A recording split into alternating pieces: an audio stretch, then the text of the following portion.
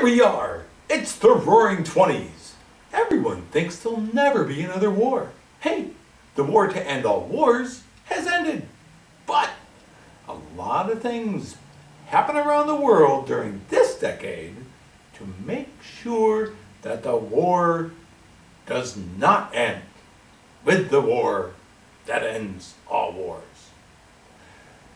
With the end of the war and the implementation of the Treaty of Versailles, which I discussed in my last video, something I mistakenly omitted in that video is a request to discuss the path of self-determination for the people of French Indochina, a French colony, by this guy, Nguyen Sinh Cung. He was of Nordic course, and of course it plays into the 1945 Years' War later on. Later, he became known as Ho Chi Minh. Okay, back to the 20s. This video will cover the first half of this decade. The League of Nations is formed on January 10th of 1920.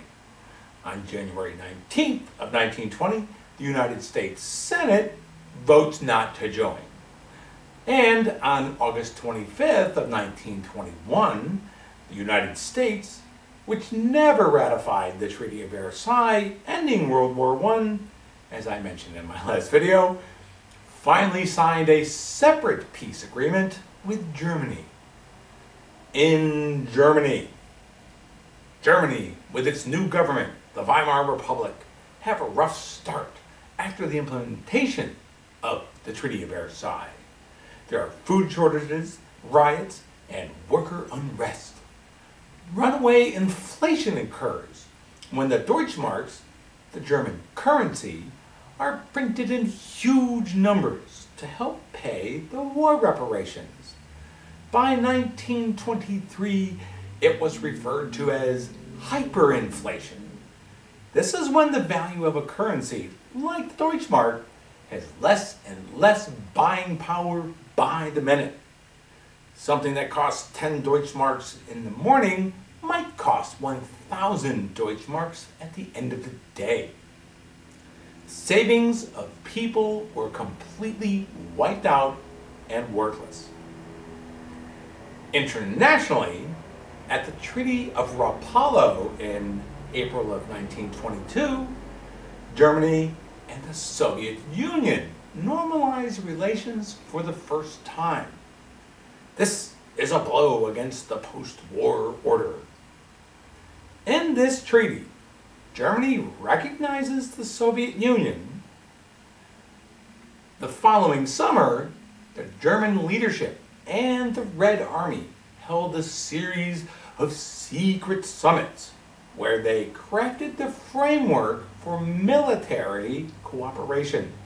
This means that the German army and the Soviet army started to work together secretly to develop military strategies and tactics. This would include the use of air power combined with armor and infantry, first used as a well-defined tactic in 1918 towards the end of World War I by the Entente. Sounds a little bit like Blitzkrieg to me. So on November 8th of 1923, Adolf Hitler and the National Socialist Workers' Party, or the Nazi Party, launched their first attempt to seize power in Munich, Germany. This came to be known as the Beer Hall Push. Hitler proclaimed himself Chancellor, and General Ludendorff of World War I fame was proclaimed dictator. But the people didn't rise up like they had planned, and Hitler was wounded in a shootout with police. The coup fails. On November 12th of 1923, Adolf Hitler is arrested for his November 8th attempted coup. His trial started on February 26th of 1924, and he was convicted, even though he was allowed to give a rousing political speech while on the stand in his defense. On April 1st of 1924, Adolf Hitler is sentenced to 5 years in prison, but General Ludendorff is acquitted.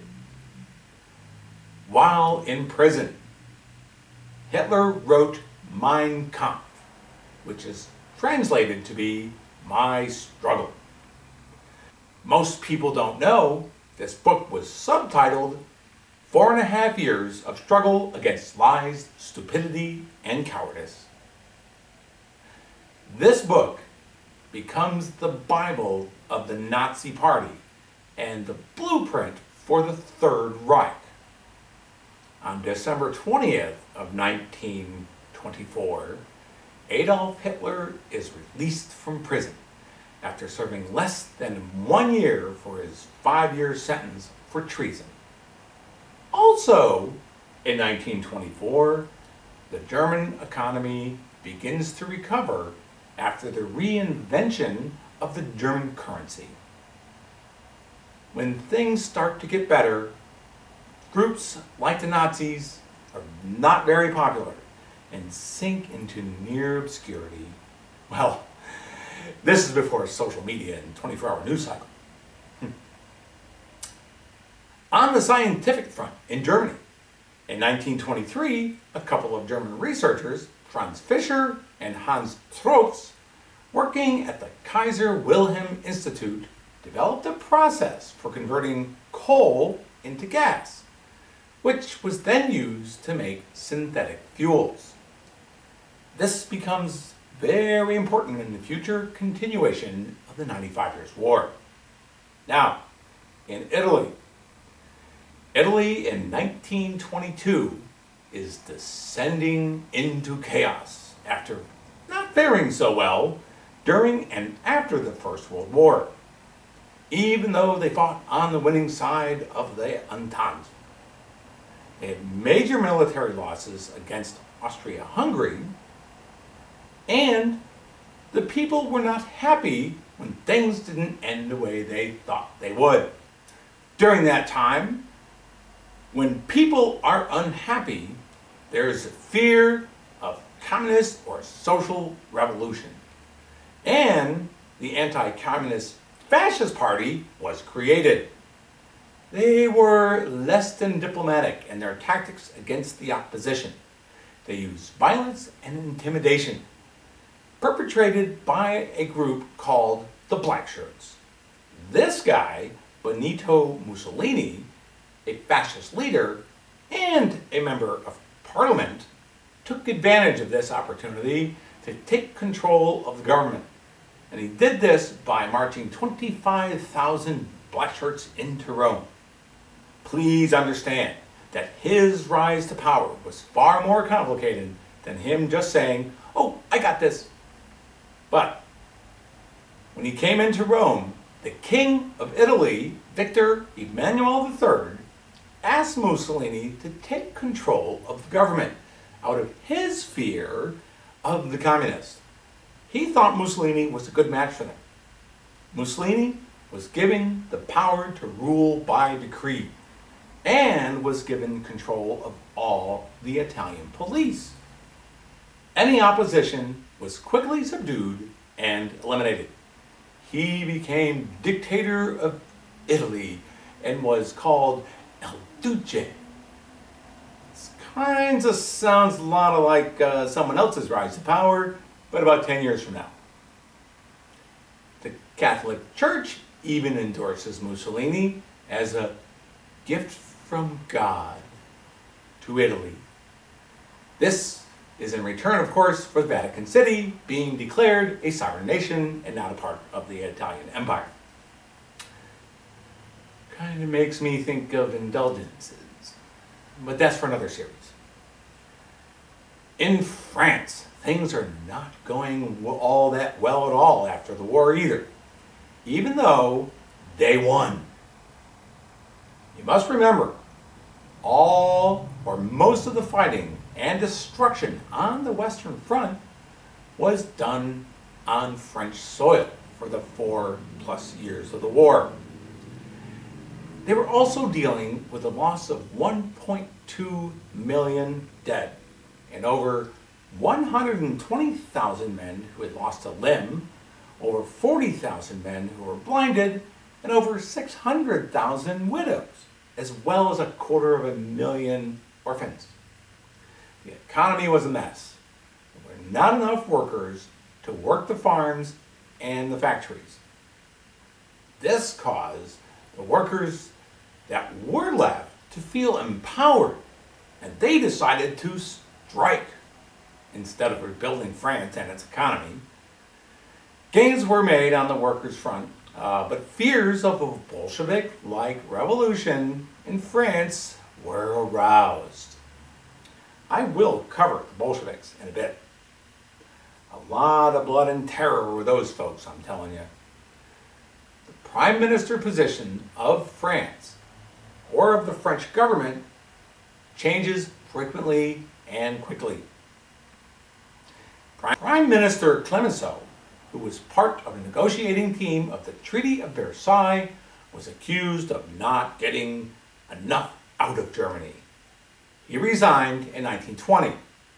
He was followed by Millerand, who was followed by Laeg, who was followed by Aristide Briand, who was also seen as not tough enough on the Germans.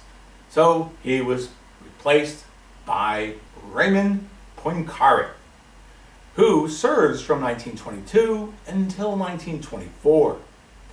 It was he who turned things around a bit for France. He tried to keep taxes from rising and introduce incentives to rebuild the French economy. He started technical schools to train a new generation of engineers and tradesmen to rebuild the war-torn areas of northeastern France. He also invited foreign workers from Spain, Italy, and Belgium due to the labor shortages. The French were unhappy, of course, foreigners. He also took action when Germany did not pay their war reparation payment in 1923. He sent French troops to occupy the Ruhr Valley of the Rhineland in Germany. This is the industrial heartland of Germany, but it didn't make Germany pay. The French also treated the citizens of Alsace and Lorraine quite poorly. If you remember from my video when I talked about the Treaty of Frankfurt at the end of the Franco-Prussian War, the residents of Alsace and Lorraine were given about a year to become German citizens or get out. Well, the French didn't learn anything and treated the present residents like a colonial power would. No welcome back party for them. This, of course, created even more resentment. The French economy during this time was based on the expectation of German war reparation payments. Due to the difficulty of receiving these payments, as well as the French government going broke a couple of times and defaulting on loans, the value of the franc, the French currency, began to fall. And this didn't help things at all. It was in 1924 when the United States and Great Britain negotiated the payment terms for the German war reparations, or renegotiated them, which were a little less draconian, that things started to get a little better. But Poincaré is voted out of office. Meanwhile, in Russia, Russia has been at war with itself since the revolution started in 1917. It was in March of 1918 that Russia officially ended its involvement in World War I. There are many groups and factions that vie for power or autonomy in the former Russian Empire. Many foreign nations try to help the factions that they want to see rule Russia, including the United States that sent 5,000 troops to help the whites defeat the Reds. There were also Greens and the Blues for a bit in Russia. Believe me, all of Russia ends up singing the blues. There are mass hangings, executions, mostly perpetrated by Vladimir Lenin and the Bolsheviks, or Reds. There are reprisals or imprisonment and executions for even printing a newspaper that criticized them. In the spirit of collectivism, there was the first requisitioning of grain by the Bolshevik government from the peasants. This, of course, caused a peasant uprising, which were, of course, brutally put down. There's even a war between the Red Army and the newly reformed Poland in 1920. But the Poles drive them back out of Polish territory. And this will also be seen again. This war ends with the Treaty of Riga. There are even rebellions by sailors against the Bolsheviks in 1921. All were crushed. During all this bloodshed and mass killings by the Bolsheviks, their leader is Vladimir Lenin. The name of the Bolshevik Party had been changed by Lenin to the Russian Communist Party back in 1918, but everyone still called them Bolsheviks. They finally consolidated their power in 1922. In April of that year, Joseph Stalin is appointed General Secretary of the Communist Party of the Soviet Union. Then, in December, Lenin proclaims that the Communist Russia and the Federation of Soviet States are the Union of Soviet Socialist Republic, or the USSR. Vladimir Lenin suffers 2 strokes in 1922, and with a third one in the March of 1923. Joseph Stalin, who he had a falling out with for insulting his wife, is put in charge of Lenin's security when the third stroke had left him paralyzed. Fox guarding the chickens here. On January 21st of 1924, Lenin dies after a 4th stroke. Joseph Stalin replaces him as leader. The Soviet Union adopts a constitution based on the dictatorship of the proletariat. This means that the working people of the nation are the dictators of themselves. But in reality, the USSR is nothing at all like that. It is a dictatorship of Joseph Stalin. It also sets the rules for public ownership of the land and the means of production. The government takes over completely. In February of 1924, the USSR is formally recognized by Great Britain and the Commonwealth nations. On the other side of the world, the United States is actually doing quite well. Even though they had ratified the 18th Amendment to the Constitution, the prohibition of alcohol that went into effect on January of 1920, on August 18th of 1920, women finally gained the right to vote in the U.S. In November, Warren G. Harding wins the presidential election by a landslide. In May of 1921, the U.S. Congress passes the Emergency Quota Act to curb legal immigration. Of course, today, all of our immigration issues have been fixed after nearly 100 years have passed. Also, on the military development front, on June 21st of 1921, U.S. Army Air Service pilots bombed the captured German battleship Ostfriesland to demonstrate the effectiveness of aerial bombing on warships. Brigadier General William Billy Mitchell, Assistant Chief of the Army Air Services, arranged a demonstration to prove that air power should become the country's first line of defense. They easily sank the ship. The top brass of the Navy first said it couldn't be done. Then they came up with endless excuses why it did happen. At the time, the ship was one of the world's largest war vessels.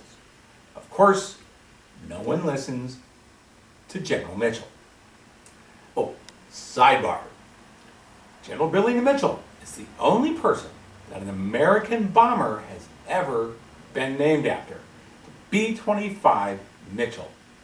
All other aircraft ever in the U.S. arsenal are named after animals or things. In November of 1921, the Limitation on Armaments Congress convenes in Washington, D.C., which would lead to the five-power disarmament treaty between the United Kingdom, France, Italy, Japan, and the United States to limit the number of capital ships, to outlaw poison gas, restrict submarine attacks on merchant fleets, and respects China's sovereignty. On August 2nd of 1923, President Harding dies in office after a trip to Alaska. Calvin Coolidge, his vice president, succeeds him. Yes, the vice president takes over the position of president if the president dies or leaves office here in the United States. He wins the election of 1924, and with a thriving economy and everybody doing the Charleston. Meanwhile, in the Pacific, during the 1920s, Japan suffers from economic stagnation. Its military pretty much runs itself outside of civilian control, and this is actually by design of the military structure. Japanese nationalism at home grows over the decade, somewhat due to the behavior of the United States during the negotiation of the Treaty of Versailles. The U.S. refused the Japanese request for a racial equality clause or an admission of the equality of the nations.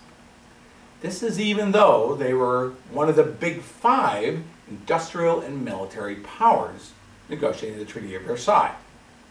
Hard to believe that the United States at that time didn't have racial equality. Then, in 1924, the U.S. banned all immigration from Asia. This was not received well, especially due to the Japanese economy being stagnant. One other point of contention was that Washington Naval Treaty in December of 21. This limited the size of the Japanese Navy to less than that of the combined British and U.S. navies. This treaty encouraged the Japanese to develop and build aircraft carriers because they were not included in the treaty. Many Japanese military leaders saw the treaty as unfair. Back in Europe, in 1920, Spain was a constitutional monarchy. As I mentioned in my video on the royal connection, the King of Spain was Alfonso XIII. During this time, the government was kind of insufficient and corrupt. Spain had made a lot of money during the war supplying the armies that were fighting.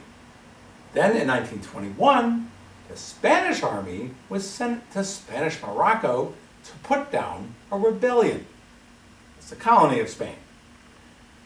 Spain basically spent all the money they got from the First World War on this colonial war.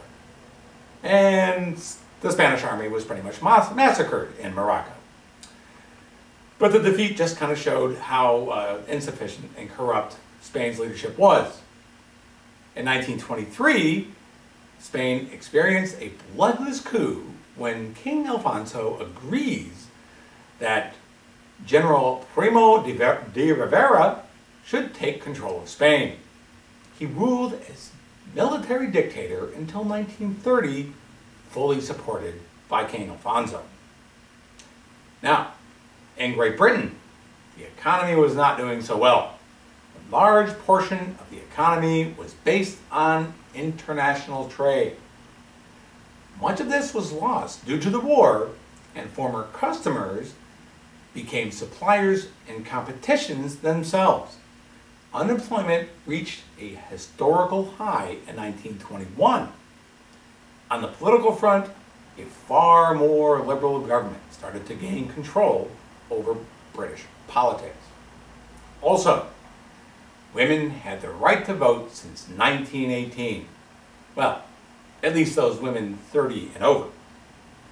Women had gotten used to having a wage since they were working in factories during the war, and they had much higher expectations. They were expected to give up their jobs to the returning soldiers. It is a time of grand social changes that are in process at this time in Great Britain, at least up until 1925. Things kind of begin to go south in 1926 as the economy slows down and unemployment starts to rise even more. Some of the first signs of the coming Great Depression show up here.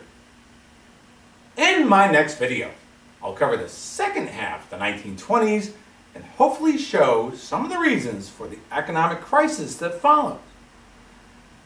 Thank you for watching. Be sure to like, subscribe, and most importantly, share this with a friend.